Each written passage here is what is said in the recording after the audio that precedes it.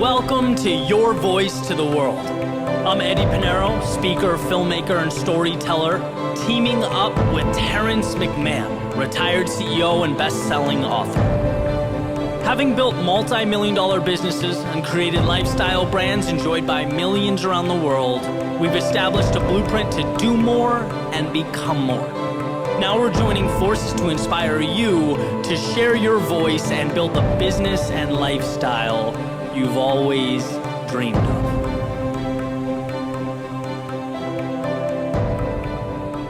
Welcome to Your Voice to the World. I'm Eddie Pinero. I'm Terrence McMahon. And we help you share your voice and build your business. And man, oh man, we're doing one of my top 5 favorite books today. Relentless. Tim Grover. From good to great to unstoppable. I didn't realize the foreword is written by Kobe Bryant. Yeah. And Kobe Bryant was killed in an accident yesterday, in a helicopter accident. This is on the front of the book, just coincidence. Tim Grover is the master of mental toughness. This book is the blueprint for discovering what you're capable of achieving, getting results you've never imagined, reaching the highest level of success, and then going even higher. Kobe Bryant. Wow. Yeah, it's an incredible book, and that's what we'll basically be going through a lot of his examples, but he delves right into the 3 examples he gives mostly are the players that he worked with, primarily Kobe. He talks about Jordan, he talks about Dwayne Wade, and what made them different and how they think differently. He seems, like you were just saying, he seems like a really tough guy. I mean, really a go-getter and, help the legends essentially transform themselves, and he says there's nothing harder than making someone who's great even better, because there's not a lot of space to work with, and it was fun to read how he did that. Yeah, a difficult part of his journey was going from a great player himself and realizing that his path is not to be a great player. He's not going to make it as a player. He's going to reinvent himself. He's going to recreate himself as a not even a trainer, like a world-class sculptor of the greatest athletes on earth, and that was difficult. And it was in a basketball game when he was playing. He had a knee injury. He was coming back, and some high school kid beat him in one-on-one. I think it was Kiki Hardaway, and said, "Hey man, I remember when you used to be great." And it was a realization. He said, "Wow." So he had to find a new way. He had to recreate himself, which is, I think, incredible when you have the courage to know when something's not going to work, and also have the drive to be relentless, to recreate yourself and have that tenacity to do it. And he wrote letters to all these teams. He wrote letters to the Bulls, and then Michael Jordan hired him. Michael was getting pushed around. He was a little skinny kid back then. I guess he wanted to put on some muscle, wanted to be a little bit more of an enforcer, and hired this guy for a 30-day trial that lasted, 20 years, I think? Yeah. They're still buddies to this day. Yeah. But it stems from, we talked about this in, I think it was the second podcast episode we ever did. He hits on this really hard. There's a lot of people that do, a lot of things at a mediocre level. And, the idea is to be incredible at your thing. And so he made a point with the basketball thing. I can't play basketball anymore. It's just the reality. Physically, it's not on the table. So how can I pivot? How can I change my situation to become a master at something I love? And I just think that's so cool, because at a micro level, I know I go through that all the time. I know you do too. Right. Everyone does. And it's a really powerful way of thinking.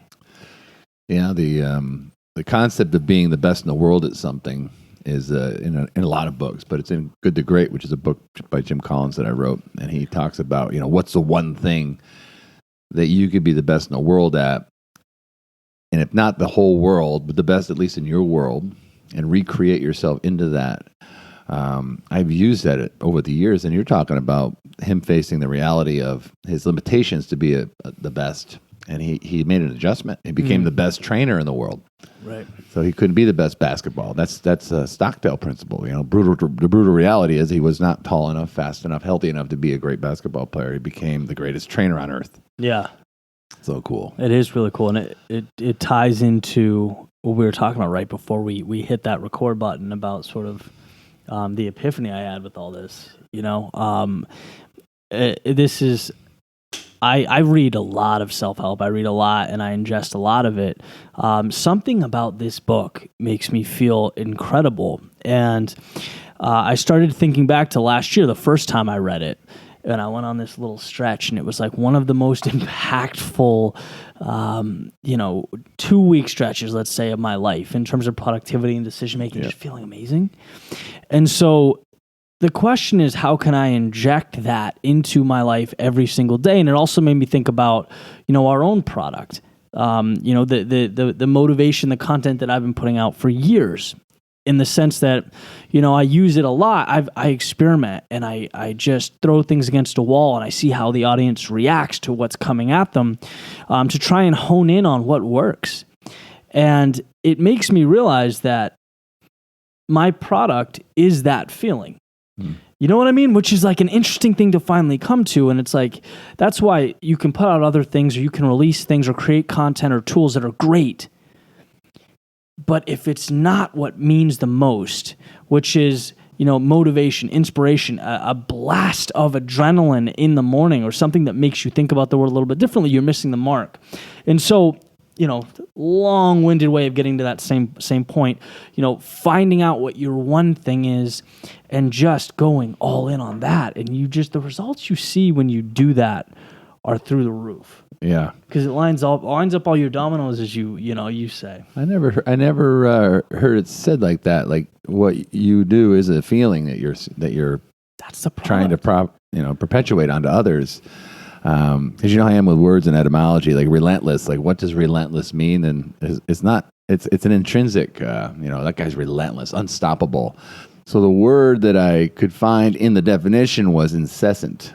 And the etymology of the word incessant, if you break it down, is in means without. Incessant is from cease. And it means without stopping, without ceasing, ever. And that's what relentless is about having that drive to continue to push yourself forward.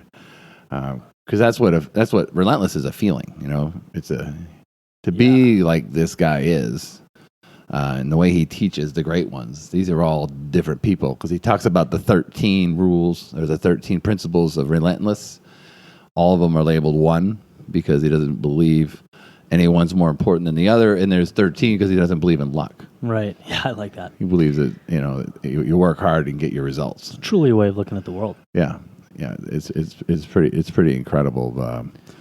But that's a model, to go forward. So we're going to bang around a couple of these principles. Some of our favorite concepts. Yeah. The overall idea of the book, though, is the 3 characters. I don't know what you would call them. The 3 types of people that are achievers. This is a group of the better people that he talks about. He talks about good, meaning he calls them the cooler, right? Mm-hmm.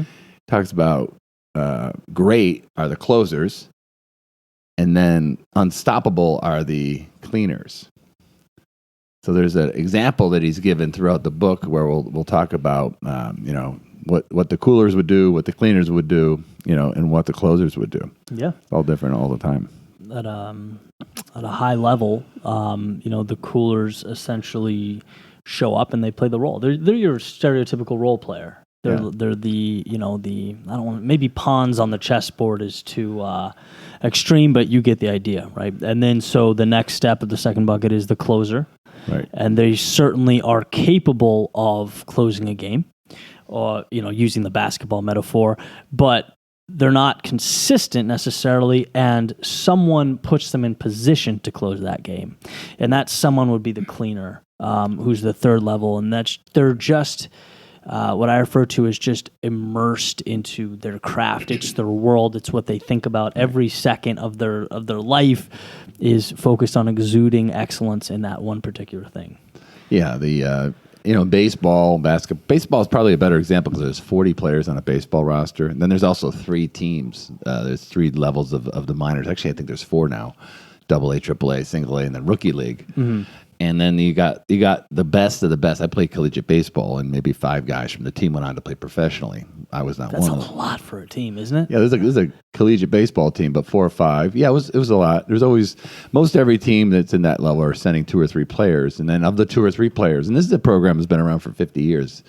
There's maybe 3 major league players, and none of which I would ever even think achieve the level of cleaner. Of the unstoppable players. There's just so few of them.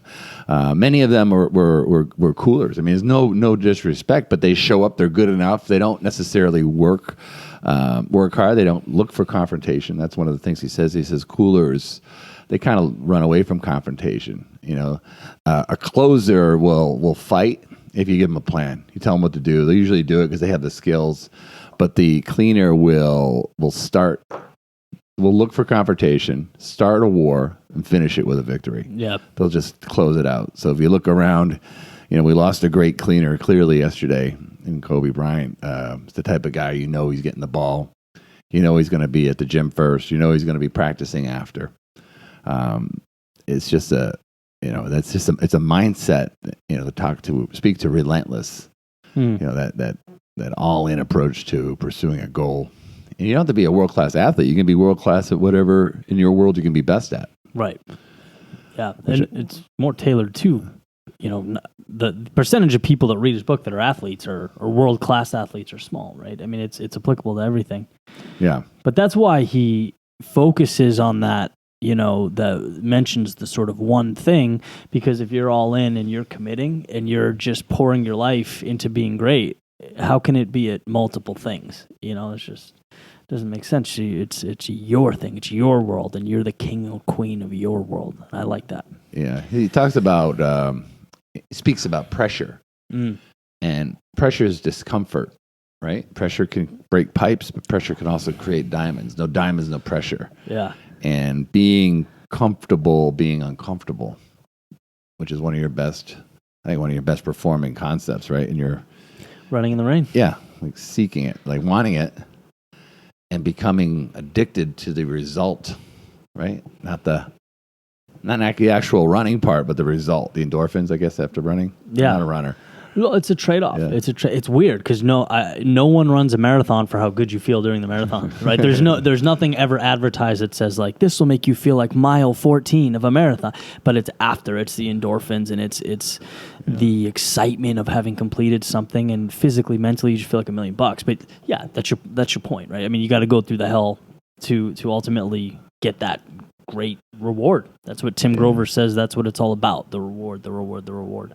It's interesting when your body starts to break down and you can't do the things you used to do, right? Yeah. To get that endorphin, to get that rush, hitting a home run. I was a baseball player, so hitting a home run. I was telling Steve about this the other day. You're a closer, I think, right? I guess so. You work at cleaner level. Steve You're pretty cleans. committed. We'll bash on you a little bit, but there's no greater feeling in my mind than hitting a baseball clean that you don't even feel it leave the bat, and you see it. All you're seeing is it leave the park, and you get an endorphin, and that's from years of practice and years of repetitive swinging and talent all put together for that one moment, and then it's gone. Gone, fleeting. 2 years later, I'd make the same swing, the ball wouldn't go out of the park anymore. Same swing, same feeling, just felt. So you got to kind of change horses in your life. That's the point. Like you're not always going to be able to run. Like you're telling me that running's starting to take its toll on your body. My left knee is destroyed. Yeah. So you may have to very well get that juice. Yeah. Well, that's the caveat, right? Because I the past probably 4 years, I've had the cleaner mentality, feeling great, in pain, whatever the case is. You're running your 7 to 10. Shut up and do it. And I wasn't particularly smart about how I did it. There's always nuance there. Like Jordan, he mentions understood the physicality of what he did and put people around him that watched his health, and like all professional sports players have at this day and age. But anyway, so you can have that same drive and that persistence, but be smart about it. If I was 4 years ago, I would have done something a little bit different. Yeah, you see the great athletes try to reinvent themselves after their career. I mean, what was Kobe? He was running companies. Derek Jeter runs a baseball team here in Florida. Marlins. Yeah, he runs the Marlins. Larry Bird got into coaching. You got to do something else because these people performed at high levels. They're cleaners, man. Yeah. They want to have their version of the ball at the end of the game to do that. And in my world, when I left, running a big company, I had nothing. There was nothing there. So Yeah. the good news is there was nothing there. You can start from scratch and mold it into whatever you want, and start trying things. And on to pressure, seeking pressure to do things you're not comfortable doing. There's a study that I remember because I used to have insurance agents, and 90% of them or 95% of them fail. And MetLife at the time, I used to work for MetLife indirectly. MetLife hired Martin Seligman, the psychologist that invented positive psychology, or that was his thing. And he said that there's an explanatory style that exists with people when they process some feeling of pressure. And it's either positive or negative, positive being that it's local and temporary, and negative being that it's global and permanent. And pressure is either a threat or a challenge.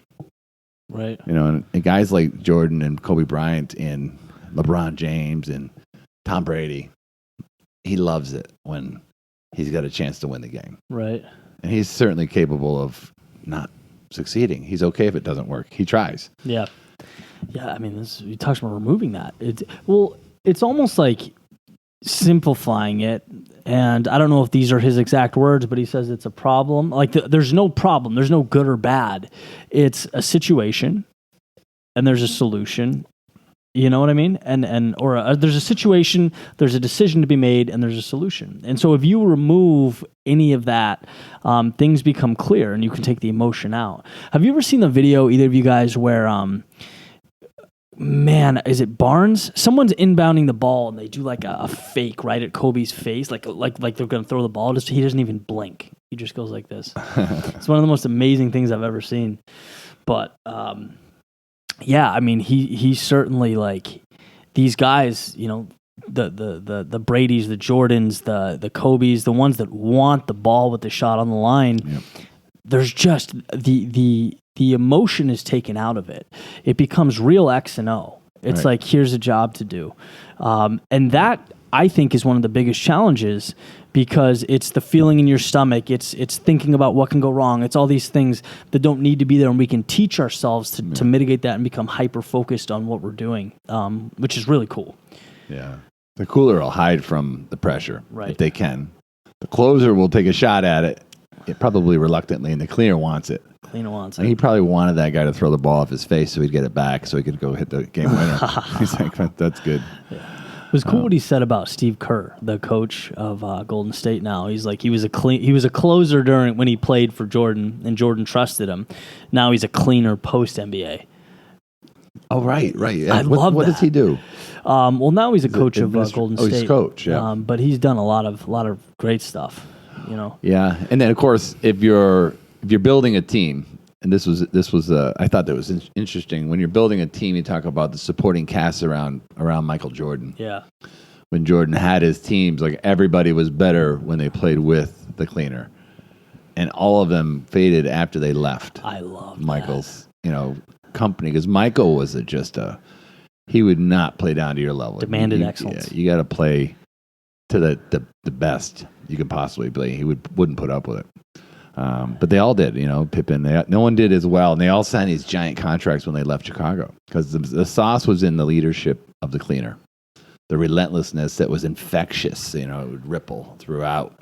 Influence flows out and down. Yeah, and it always flows out and down from the leader, the cleaner. Yeah, he never played down. He had everyone else always play up. Did you feel like there were times where obviously, as you're reading this, you put yourself in the shoes of, Jordan or Kobe, and you have to admire their tenacity, and you want to build that into your life. Mm-hmm. But there were times where the dude is just heartless, like just heartless. And I kept thinking, like, is there a compromise? Like, that's the thing that kept popping, like, to be ruthless with people and their emotion and just being so socially indifferent, just didn't care. it's interesting. Do you know there's I told you about this. I don't remember. I'll figure it out in a couple seconds. But there was a test that they gave the great ones, and this was Bezos, Steve Jobs, Warren Buffett, Bill Gates, and they all share this common attribute. And you wouldn't think it, because these are all people that played their little role in changing the world. And the attribute was, surprisingly, concern for others. Very, very low level of concern for others in the service of the greater. See, that makes me feel good. The greater good. Yeah, because you can't be emotional about the one when the many are at risk. And sometimes some people got to go. That's a big part of my program, deciding, making decisions, cutting away from things. Wait, you're saying that was one of their attributes, or they? No, they didn't have concern for others. Oh, they scored very low. Yeah, they scored low on that. Their concern for others was very low. Oh, I forget what the book was, but I'm sure of it. Then I take it back. That doesn't make me feel good. It doesn't. No, it doesn't. Well, if you think about what they did, they all did something, and in particular, Jobs is probably most notable for this. Yeah. He didn't care what anyone thought of what he did. He just knew what he was doing would work for a lot of people. Just ruthless. Yeah, I don't think you can get large-scale transformation, like movements, without being super committed to we're gonna have some losses. Right. Most any war that was fought over the years had like a decision that needed to be made. We're gonna make. We're going to have a lot of casualties here, but it's going to be better for the war. These are difficult decisions. Yeah, I can't make those decisions at this point, but the military leaders do it all the time. Right. Politicians do it all the time, unfortunately. Big part of the role, but the concern for others in those 5 or 6 was low. And that doesn't make them bad people. That just means they weren't necessarily concerned about the one. They're far more committed to their goal. Right. Which I thought was interesting. Yeah, I mean, that comes across. I mean, he definitely doesn't sound like someone you'd want to have dinner with. You know what I mean? It sounds like someone you want to read about and learn from and watch. But and granted, this is, I'm sure, coming from a standpoint. I mean, he's being extreme. He's making a point, and he's very good at articulating why these guys succeeded. So maybe some of the other stuff was sort of left off. Right. But yeah, I mean, that's the only thing that I struggled with. I'm like, all right, you leading is one thing, but having a little bit more empathy for your folks. Yeah, I think that's exactly the point. Is that sometimes these great leaders they don't go on a 6-month celebratory tour when they win. They might have a glass of champagne to be in the gym the next day. The next. Yeah. Next. What's next for us? Yeah. Let's not celebrate here. We got the numbers of rings that that was one of the way Grover would teach these players, like how many rings. Like the win was a ring. Like that was the win. It wasn't like statistics. It was a ring. Wade had one number. Kobe had a number. Jordan had a number. How many rings? And fun fact, Jordan always held up, like every time he won, which is just weird to say that, 6 times, he would hold up the number of times he'd won plus 1 for the next one. I mean, these guys are just always thinking down the road. Yeah, that guy was. I thought what was most impressive of Jordan was how good he did after how long he was away from his game, and how I'm sure he was disappointed he didn't become that cleaner in baseball. Yeah. He tried. I'm sure he put the work in. There's little doubt that the work, because he had to change his body all around. Like baseball and basketball are 2 different sports completely for the body. So he had to re-engineer his body, and they did it. And then he didn't succeed. He didn't have cleaner status, although he probably sold out every minor league park in the history of baseball. And then he came back and became better after. Yeah. It's amazing. I wonder what Tim, how he consulted him during that, right? Because he's like definitionally moving away from his one thing. I guess sometimes you got to let people explore and see, but I felt like, I feel like my hunch is, he knew, that he's leaving everything on the table to go learn a very hard lesson. Wasn't that, if I'm not mistaken, Michael's dad was murdered, right? Yeah. Yeah. So I think he wanted to do that first. Maybe for his father, I don't know. Right. But the risk is not trying. Imagine being Michael Jordan and getting 9 rings or 11 rings and thinking, oh wow, I could have been a Hall of Fame baseball player too. and never trying. At least he tried. He processed it, and he came back, recreated himself to be. He put a new body together. He put a new shot together. He broke it right down to nothing. Yeah. The optionality being the upside is he could have been a great Major League Baseball player, maybe as good as he was in sports. Bo Jackson tried to do it in football, right? Yeah. In baseball, and he was close. Versus the low downside that he hung his spikes up 2-3 years later, and here he is back to being the greatest player on earth. For sure. Back to work. Coolers do a good job, and they wait for a pat in the back.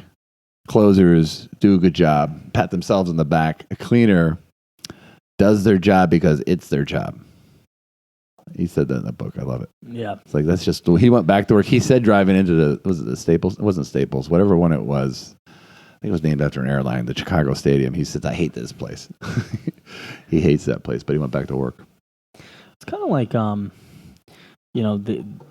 do their job. That's their job. I mean, there's a similarity into how our work's evolved. Certainly my work's evolved. Doing the whole lifestyle entrepreneurship thing, it's like you have the freedom to work wherever you want, but you're so immersed in it that you end up working more because it's just your identity and you love it and you're so consumed in it. Again, like I can't imagine going a day without continuing to push this brand and grow the business and do these things because I love it. And that's a cleaner mentality. Whereas, you talk to a lot of people that maybe they fall into the closer bucket. They cut it off at 6. And it's fine. You don't need to be, cleaning in every aspect of your life. But definitely a parallel there. Have you noticed that over the past couple of years? You see it with people that retire. They have enough money. How much more money do you need? They retire. They just check out. Like, the vision of lifestyle entrepreneurship isn't like, make enough money in a little amount of time. There's a book about that, right? Only work 4 hours a week. Yeah, it's like, that's not it to me. I can sum that book up for you in one sentence: automation. Period. Okay, go ahead. Yeah, which is helpful in spreading the message. Right. Like, if you can automate and perpetuate a good message, that's how you get 100 million people watch your stuff. You got a good message and people keep sharing it. That's great. Right. But when you are sharing your voice and it means a lot to you and you can build a business around it, lifestyle entrepreneurship isn't about doing nothing. It's about doing everything that makes you feel that good. Exactly. Every day. And who knows how many hours. You don't even know how many hours it is because you're in complete flow. Yeah. Remember, time's not going by when you're in flow. Yeah. You wake up and 3 days have gone by. It's the best. Yeah. I mean, that's a big deal in my opinion. You can tie all these things in. And then we hit a certain goal. And I can't remember the last time we celebrated or I celebrated anything. It's like always thinking, okay, like the next. And it's just so fun. It's like the journey. It's what it's all about. But anyway, the parallel is the immersion into this. Right. It's my world. It's your world. It's Steve's world. Just like 100%, it was Jordan's. Yeah, you want to. It's not work. I mean, that's the bottom line. To him, it wasn't work. It's what he did. His identity was his job. Yeah, like that was probably the thing he enjoyed the most. Yeah, I'd hate to say it. Imagine that if you liked getting in those ice baths. Remember, in terms of getting in the tub. You ever been in an ice bath? Never. I only did it once. My foot. It's treacherous. Like yeah. Some people just sit their whole bodies in the ice. It's a lot of it's a lot. Let's talk a little bit about the dark side. Let's do it. Luke, your father. It's a pretty prevalent theme in this book. Everyone has a dark side. Everyone. Right. But the cleaners are able to sort of harness that and use it to push them forward with what they're doing. Weren't we talking about that a couple of podcasts ago, that everybody's got the ability to be bad? Yeah. They got that little, even, great leaders, their ability to be bad makes them a great leader, that they can get nasty if they need to. They can go primal. Yeah. Because we're all born bad. We come out of babies are a good example. They come out bad. They scream when they want something. They behave badly, and they learn these things to get your attention to give them what they want. They just want what they want, and they won't stop. Right. And then we teach people to be good. We teach them to conform. By society standards, bad, Yeah. you mean? Yeah, exactly. Born bad. Yeah, born bad. But is that bad? That's like instincts at its purest form. Right when you come out as a baby, and then we teach people how to read these books, sit in this chair, dress this way, be this way, conform, comply. And then before you know it, you're living in this redundant, lifeless world. Yeah, that's pretty much what it is. Yeah, it's Groundhog Day. And then when you want to do well, you got to build a plan, and it's not a 20-year plan; it's 20 perfect 1-year plans. One to the next. Harnessing the dark side. I love the dark side about it. Yeah. My brother and I made a silent film about that, like waking up every day. Oh, right. Doing the same repetitive thing. It was fun to make. He had a cameo. I remember that. Yeah. That kid looks familiar. He looks like I've seen him around. But Gary Vee, remember we were talking about that? It was Gary Vee sitting, who was his guest? I don't remember who his guest was, but he was talking about his ability to persuade. And this isn't exactly what Tim Grover's talking about, but it parallels a little bit. And essentially Gary Vee was like, I have the ability to make people do what I want them to do. Right. And I could, use it for immoral reasons. I could use this for reasons that aren't quote unquote good, but I don't. I harness that and I use it instead to accumulate wealth and make money and do things that it's positive, Well, yeah, persuasion is about, ethical persuasion. It's about convincing people to do something that's in their own best interest, even when to them it doesn't appear to be. Right. And we did that a lot with insurance. And then you have to learn those sciences of persuasion. The cognitive biases always creep into our podcast. Like there's things in science that exist that can get people to super react. And if you can blend that into your own desire to be relentless, whatever your calling is, I think that is a great way to harness the dark side ethically to advance yourself for the betterment of everyone. I think that's a big deal. It's beautifully put. I agree. What do you think? Flip on to the next one here. Dreams. This is an interesting part of the book. He talks about whatever you think about when you're in your quiet time, when whatever ideas pop into your head in a positive way that are possible, is an example of your body and your universe telling you what you're capable of doing. And at that moment, you should capture it, because as soon as you do that, you're going to have the negative part. People in your life and your own emotions start to talk you out of doing something that you want to do. Yeah. Dreaming is a big deal. Nike, just do it. Mel Robbins, 5-second rule. There's 10 trillion examples, but your mind will talk you out of it pretty quick. Your lizard brain. Oh, your reptilian brain, yeah, the survival brain. But you wanted an example of this, and in my TED Talk, the second pillar of transformation and recreation is dreaming. Creating a new narrative. Because if you don't have a story to tell yourself, the world will give you one, and they'll have you wear it like a suit. So you dream. One way to dream is to who's the greatest person you ever knew. Like a couple days from now, Kobe's going to be eulogized somewhere. Like there's going to be people speaking about what he did for this team, or what he did for this player, or what he did that no one was watching. You'll hear all kinds of great stories, and his greatness will start to emerge because of the stories that people told about Kobe Bryant. So if you ever want to dream, pretend that you were Kobe Bryant and you're being eulogized, and you're getting talked about like you did this, and you were this person, and you were this respected, and you were this kind, and you were this giving, and stop it there and become that. That's awesome. Yeah. Everything, all a dream is an understanding that something's possible. That's all it is. It's widening your version of reality to the idea that something is doable.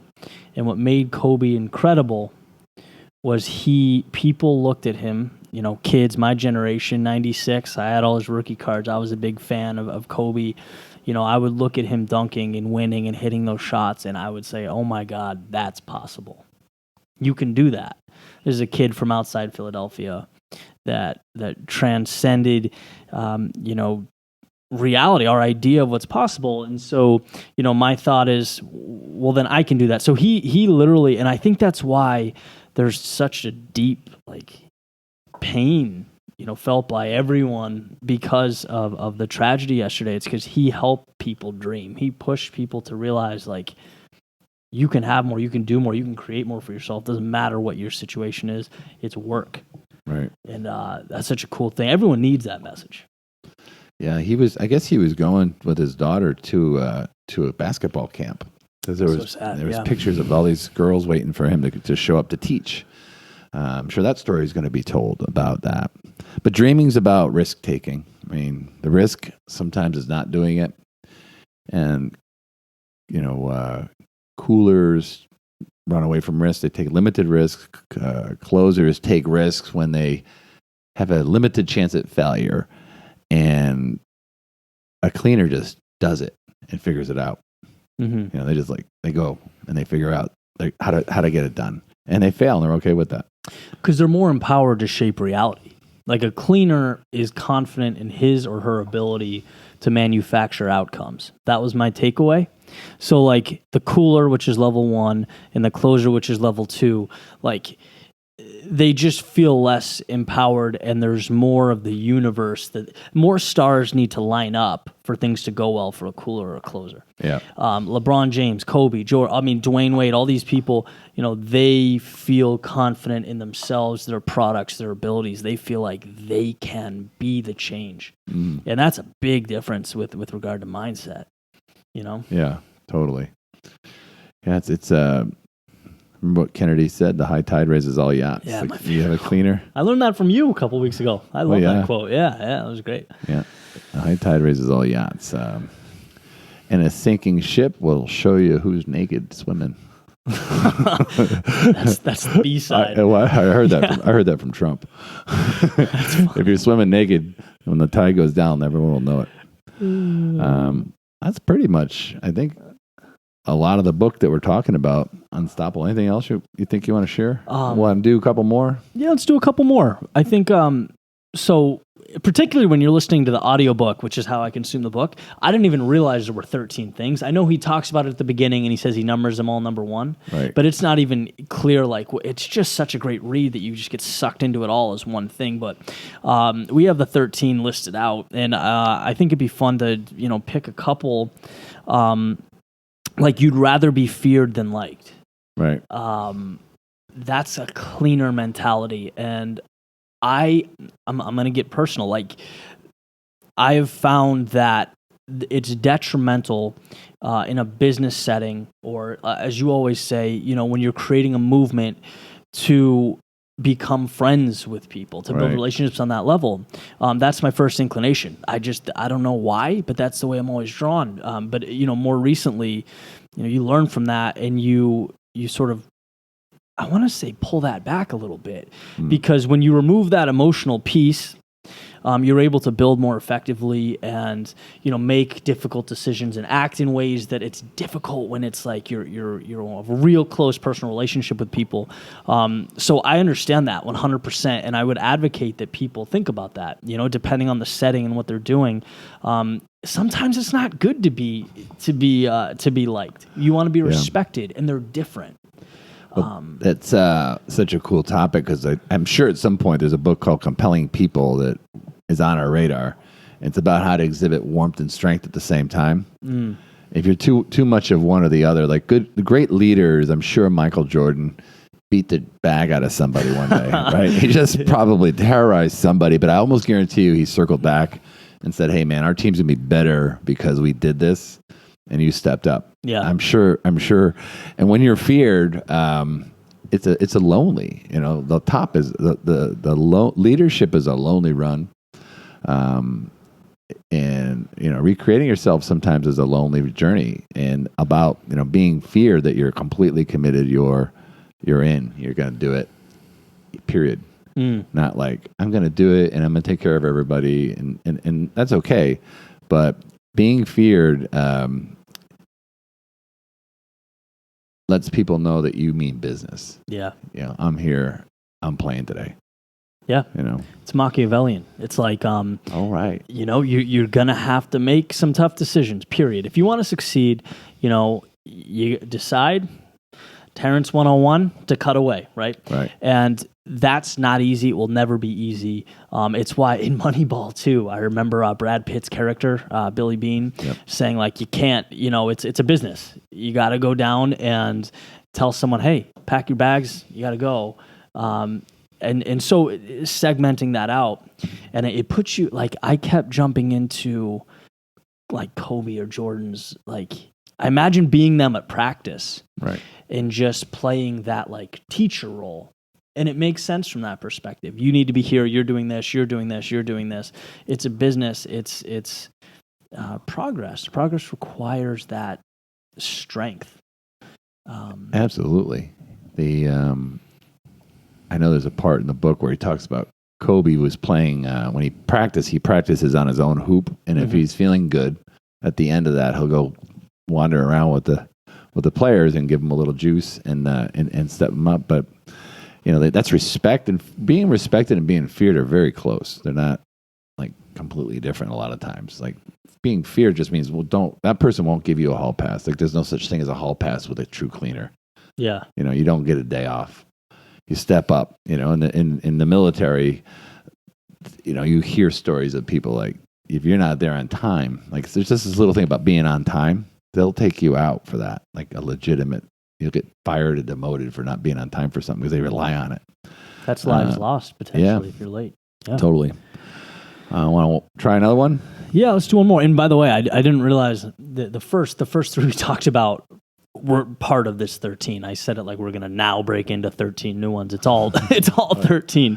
But I didn't get that either. And I like it that he didn't go 1 to 12. Our last podcast was the 12 rules, and Jordan Peterson has 12 chapters. It's very simple. This wasn't. I didn't see it like that.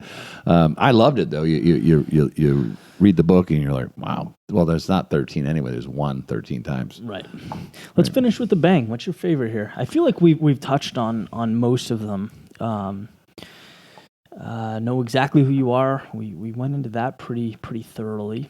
Of course, you know my favorite word. You know, you make decisions, not suggestions.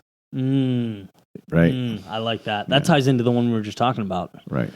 Yeah, you make decisions and decisions are cutting away. So you make decisions. It's not like, I think I might be this, or I think I might consider not promoting this person. Like that's not a cleaner attitude. It's like you cut away from the other part and you give someone information. What's the example in the book where he's talking about how coolers and closers, they say maybe? Is that what it was? Or they say probably? And he says cleaners, there's no probably.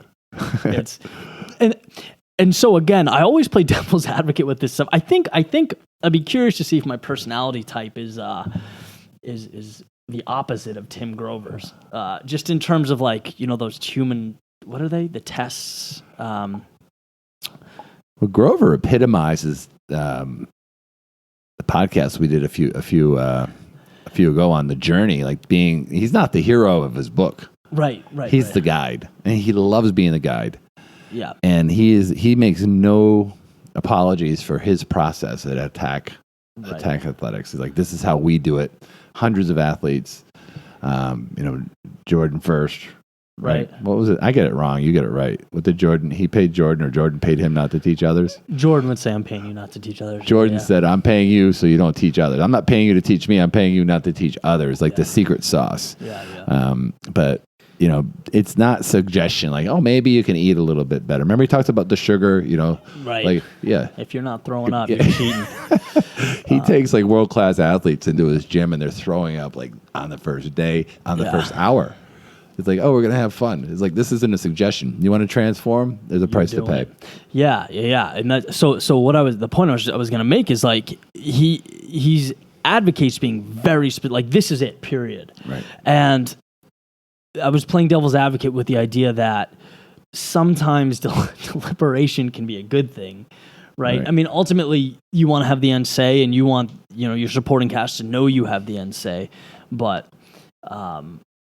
you know, there's a downside to being that, you know, having tunnel vision to that extent. I think.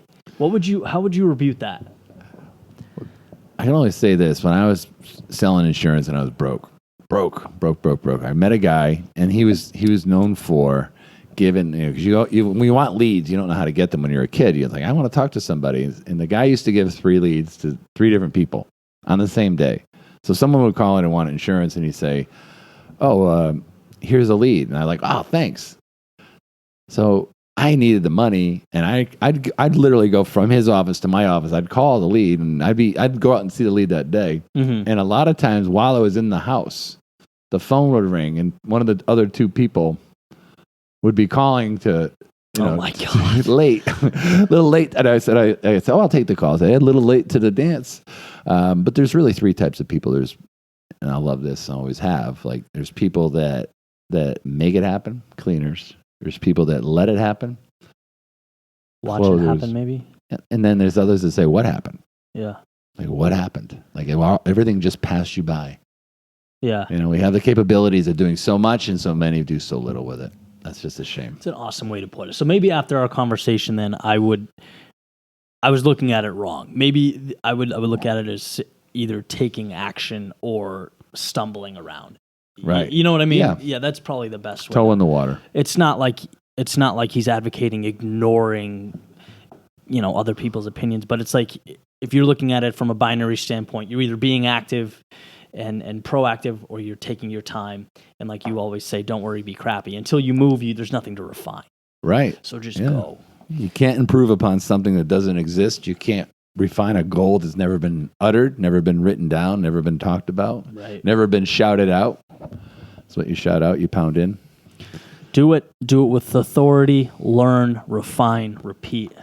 Ooh, sweet. Woo-hoo-hoo-hoo. Nice. That was good. I like that. All right. Relentless. From good to great to unstoppable. Forward by Kobe Bryant. Take it. Read it. It's awesome. All right. See you next week, guys.